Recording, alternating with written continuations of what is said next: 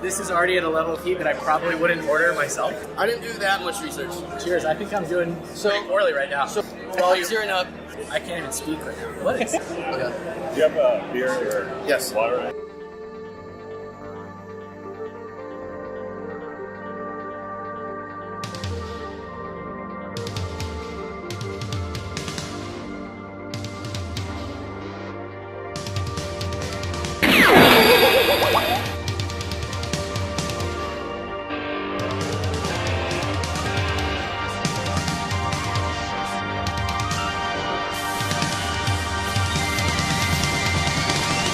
Hey, what's going on, everybody? From Polarity, I'm Joaquin Salcedo, and we're bringing you our second fan episode of Hot Ones. It's the show with hot wings and even hotter questions. So, guys, welcome. I'm joined here with Fire Eye team here at RSA conference.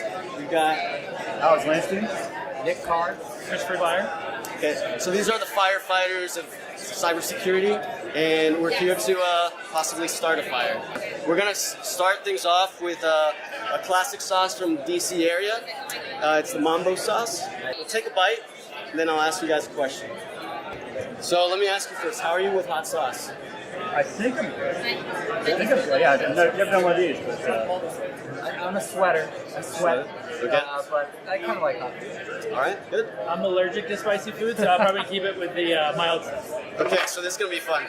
Everyone grab a wing, please. Let's take a bite. Okay, jump in. All right, so Mambo sauce, no big deal. Really just kind of tasty, flavorful. So let's start off by asking, what are your top 3 favorite security conferences? Don't feel obliged to pander because we're at RSA. No worries. I like DerbyCon. I've been there the last 2 years. It's pretty big, but it's a fun conference. And I'll just do one. Yeah, and why? BrewCon, because it's in Brussels and awesome beer and great people. Okay. Yeah, for DerbyCon, for me, they just let us submit. We just totally improv our speech. It's like it's a weird conference and fun and has some character. Has a lot of good speakers too. So, What's your favorite? my favorite, you know what? Interpol has a cyber conference once a year where it's a mix-up of all, police from like all over the world and cybersecurity people. And multiple times at this conference, I was like complaining about the threat actor, Right. and a law enforcement guy was there and said, "You have information on this guy? Give it to me. I'll take care of it." we'll take care of it. On the spot. Yeah. So it's pretty cool. That's always nice. So we're gonna move on to wing number 2. That's gonna be actually from the Hot Ones crew. It's their branded sauce called Fiery Chipotle. Not Fire Eye Chipotle, but Fiery. It's all right. Nobody's perfect. What I want to know, and what would be interesting for most folks out there watching, is when you guys are in the zone, when you're on site with a client, or just working on your own stuff, do you guys have any rituals? You play any jams to get you going? Can you walk us through that process? Back in the day, there was we don't go on client site that much. A lot of times, I guess people don't want the mandiant guys there sometimes, so they'd be remote. We had these war rooms. Right. And there was a DJ Roomba that would, you just mentioned the jams, so that used to drive around and play music in the war rooms. And I'm trying to think if there's any traditions that we would try these out. Let's get these. Cheers. He's already in. Yeah, so that- DJ Roomba. I'm not familiar with DJ Roomba. Oh, like a How's that go? Roomba robot that would drive around the room and play music. People would stream it. And Oh, that's right. Okay. I'm trying to think, what kind of traditions do we have? I think War Room is probably the best just because doing instant response is really collaborative, right? You have to basically fuse like what you're finding and what you're seeing, and then working with somebody else. So then, like, you're all working together towards one shared objective, but you have to be sharing information really like free flowing, and things may be happening really fast. So the more that you can be physically co-located in like one room where you can actually share that as best as possible, Right. I think you're going to get the best outcomes because you have one person who's working on one thing, like working on one task, and they'll like pick it back over to other people, and it's like a big puzzle, but you don't have the way to describe it's like a big puzzle, but you don't actually have the box top of the puzzle and know what the pieces are. and you even have all the pieces, right? So you ask questions and you do investigation, and you get more pieces, and you have to kind of figure out how they work together. And Right. So the easier it is to collaborate, and the better setting, the better mood you guys can all have that when you're doing this work, the more fruitful your results will be. Right? Sounds like you need to look at Polarity. Wing number 3. All right. So we've got paint is good, Louisiana style. This is actually my favorite. The next question I have for you guys is, you guys are very well known in the industry for hindering the attempts of a lot of cyber criminals, all sorts, right? Have you guys ever been targeted personally? Has that ever been the case? And what did you do about it? Yes, and maybe we can talk about it some other time. Fair enough. Anything like It's a super weird, high level? it's a weird time. Like, I wasn't at Mandiant and Polarity during the APT1 days.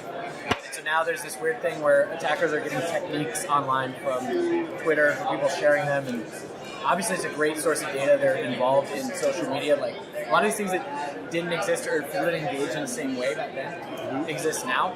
So when we have like webinars, the whole side of sharing when we upgrade APTs and stuff like that, they're on them.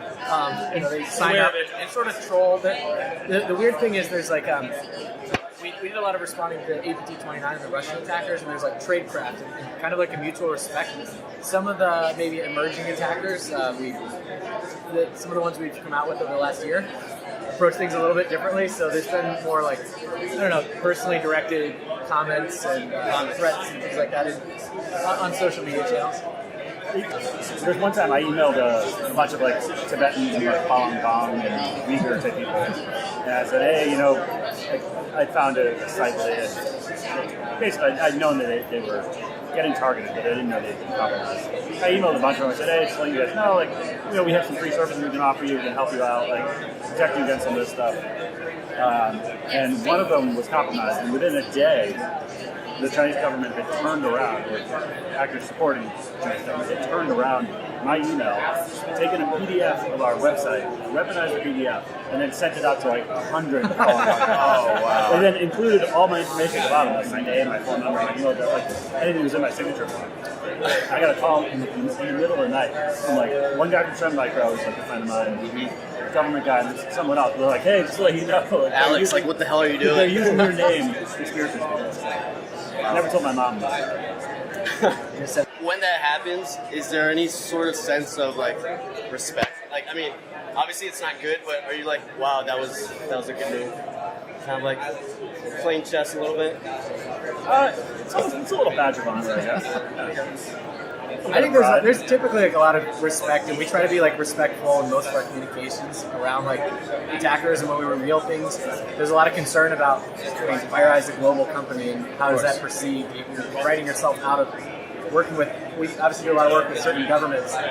We probably like to work with all governments or lots of governments, so that kind of gets in the way because APT groups are nation-state sponsored. So I don't know. We try to keep it mutual and respectful when we're talking on a personal level, and I guess that's just, we hope for that in return. The next sauce we're going to go with is called Zombie Apocalypse. All right. So we're entering kind of a weird stage. All right, so before we jump into these ways, a movie coming out, big movie Solo, right? So in light of that movie, everybody knows Han Solo shot first. What should we do to shoot first as security professionals? You know what? I actually kind of really like these automated red team companies that will take any exploit that comes out, there's new Office exploit, there's new IE exploit, and they have automated spear phishing programs that just test your defenses against whatever just came out that month that you might not be patching. I actually think those companies actually do a pretty good job. And there's 3 or 4 of them that they're all pretty similar. They make it easy for people to test their detections and stuff like that. So it's a cool idea. Prior to working here, I did red teaming and pen testing, and I'm a big believer in the only way you're going to figure out where your issues are either by a bad guy figuring it out or by you figuring it out. So if you can either yourself internally or hire somebody to come in and test yourself, Right, be find proactive. issues you didn't know about, and you can also kind of push your own teams, especially if they don't know that you're doing the red team assessment. You can actually do it's like, do I actually have the controls in place and the processes and the tooling and the people to actually find something that emulates a financial correct group or something that's real for your industry. One way you're going to get better is by like test, implement better either controls or products or processes, and then retest and see how you do over time. Is there an average of how many times? This is just a continuous effort, right? It's just got to be iterative. Yeah, it's not a one-time thing, right? It's Right. it's almost like a mindset shift that your organization needs to have. You guys Feeling it? struggle with it. I think it's Scotch bonnet pepper. Oh, so you're into hot stuff. Oh wow, I mean, You're, that was a very specific pepper to Right. call out. FireEye, obviously very well known APTs. So APT 37 is known as the Reaper, right? So the next sauce we're gonna have actually is using Ghost Carolina Reapers. The Mad Dog 357. okay, It's got a bullet on it. perfect. Cheers. I think I'm doing So- pretty poorly right now. So before you guys take a bite, like APT 37, all these APTs, you guys are used to kind of naming, different malware, threat actor groups, right? I'm gonna run through a list of names, and this would be fun. whether it's just threat actor, malware, or something we made up, I want you guys to tell me if this is a real thing or if we just made it up. All right, perfect. All right.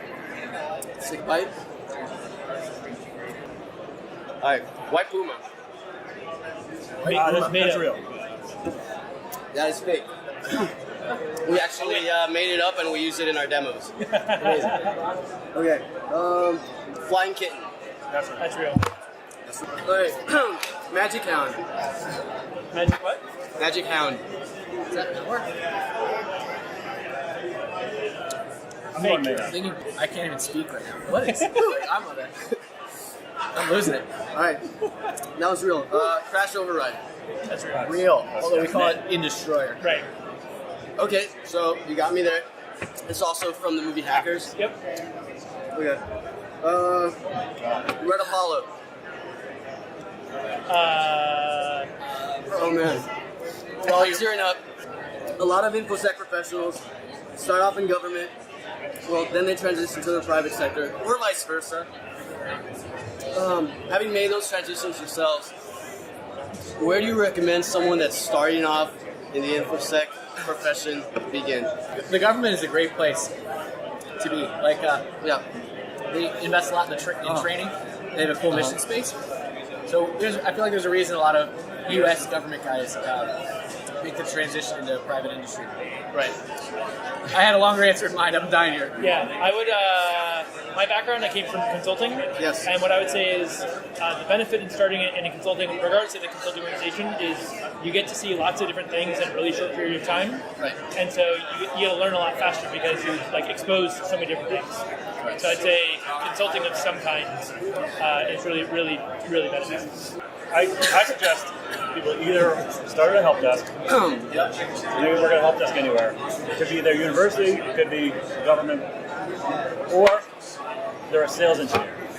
Sales engineers get exposed to very wide varieties of architectures and infrastructures and gear, customers. That was like nothing I've ever had before. So some of our best consultants on the mandate side to do remediation were Yes. sysadmins. Right. So that's an awesome skill set for people that try to break in, get involved in remediating incidents. Do you have beer or Yes. water? Gonna throw off. I don't know what else. I've never been nauseous.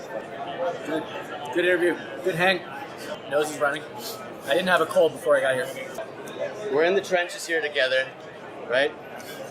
How reminiscent is this, if at all, of other situations you've been in when you're trying to get to the answer and it's a race against time. You got to be both fast and thorough, and the odds are not looking in your favor. I mean, I think in general, just when it's hot and heavy, you're working long hours, lots of people in one war room together, food of all kinds coming in, and you're just working crazy hours trying to get to the answer as quickly as you can, because you can never get to that answer fast enough, right? Right. Everyone wants the full picture instantly. It takes a while to sometimes get to have like the full picture of what happened. Chris, you recently tweeted that you're trying to put together the dream team Yep. of folks that have been on the Mandiant front line. Yep. Can you describe for everyone out there what that team looks like? What skills are you looking for? Sure. Matt Dunwoody, Chris DeJamo, and Ian All are basically three of our more senior consultants now that have come over, and they're security architects focused on basically bringing, kind of like I did in terms of coming from consulting over to engineering team and really driving kind of cutting edge features and research and Take you soft. So yeah, no, I'm really fortunate because they're like really amazing in terms of backgrounds, and I think they're excited too in terms of being able to have a pretty big impact on driving features and prioritization. You know what this is reminiscent of? And this is a sensation that I believe we've all had, or maybe not. When you're handling malware on your work laptop, your Windows laptop, Nice. and you accidentally run it. And It's like stepping on a mine. High pocket factor. you run it, and you just, oh my god.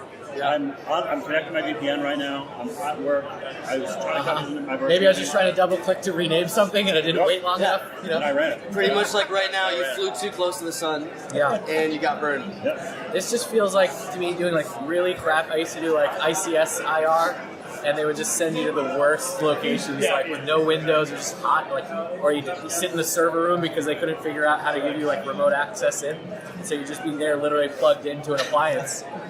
This is what this feels like. So we literally have hundreds of thousands of Scovilles coursing through our veins. Pretty much what a network must feel like when it's getting breached, when it's getting burned. Take a bite and I'll ask the question. Cheers. See you on the other side. This is the bomb beyond insanity. This guy right here. I feel like I'm going to throw up. There's a few sisters on LinkedIn. I don't know if you've really seen their posts, but they're now offering kind of do's and don'ts for how salespeople should engage. Other than this experience right here, right now, are there any other cringe-worthy experiences you've had with sales folks, either here at this conference now, or just in general? And what would you recommend are the tactics salespeople use to really get in front of someone that might actually need their solution? I can start because, as far as tactics that are actually helpful, it would be explaining what problem you're solving up front, because like a lot of people might not have that problem or might not be familiar with the company, so just like leading with that. But I'll tell you, being with Mandiant and FireEye, you get shooed away from a lot of booths. Like, it's just very weird. You'll be watching a demo, like every conference, people will say, no, get out of here. You can't have like whatever swag, and it's very odd. It's a community, Right? and a lot of the If I times, really want to know, I can figure out what your product does. Just tell me. It's not that big a deal. You don't have that many trade secrets, or you wouldn't be here. I would hope it's not sensitive intellectual property to show you a UI or like step through how something works. If so, like we have a pretty brittle thing you're selling. Yeah. So how does everything work here? You know what? You know what's my number one thing? Yeah. Is when a salesperson or a sales engineer won't tell the customer how something works. There's a lot of vendors here who have like magic waving about. So they're kind of skirting around the issue. Yeah, just tell me how it works. Like, okay, maybe you have some deep intellectual property, but you probably don't. Like, just tell me roughly what it's like. Right. By the way, that's a slow heat right there. We were talking about how that wasn't too hot. It's a creeper. It's a creeper. Yep, Yeah, shaking. it's kind of like your adversaries are just probing at first. It's a lot of probing going on. Then you get the payload. Over promising, kind of to your point about like not really telling how the inside, but also over promising like what something is, or I'd say is So rather than just saying I don't know. right. We're gonna play a contest. Okay, so what we're gonna do right now is we've got this game where there's gonna be a list of a few dozen IP addresses, and there's gonna be 3 IP addresses, kind of like a Where's Waldo type of thing, that you have to identify in that list, and you just click on it as soon as you see it. Okay?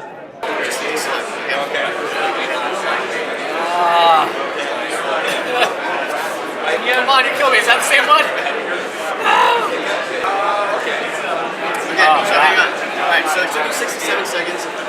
Next up, Polarity is going to turn on, and it's going to highlight in green, directly in line, what those IP addresses are. When you see those green highlights, simply click on them. Alright. There we go. Yep.